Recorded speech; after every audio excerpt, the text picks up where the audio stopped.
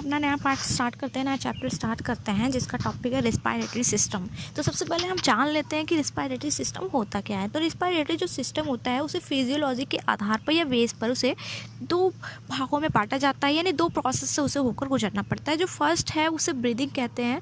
तो जो ब्रीदिंग होता है उसकी पहले हम डेफिनेशन जान लेते हैं। जो ब्रीदिंग होता है, ब्रीदिंग उसकी डेफिनेशन कुछ इस तरह है। Breathing is the process in which intake of oxygen and give of carbon dioxide. इसका मीनिंग ये हुआ कि ऑक्सीजन को अंदर लेना और कार्बन डाइऑक्साइड को बाहर निकालना। इसको हम सिंपली कह सकते हैं कि ये गैसेस एक्सचेंज है, या इसे हम डेफिनेशन में लिखना हो तो हम लिख सकते हैं it is simply called as gases exchange. जो दूसरा प्रोसेस होता है वो हमारा होता है रिस्पायरेशन। तो रिस्पायरेशन सिस्टम जो होता है, चलिए सबसे पहले उसकी डेफिनेशन जान लेते हैं कि रेस्पिरेटरी सिस्टम की डेफिनेशन क्या होती है। तो respiration is the process in which internal coagulation glucose molecules take place energy in produced।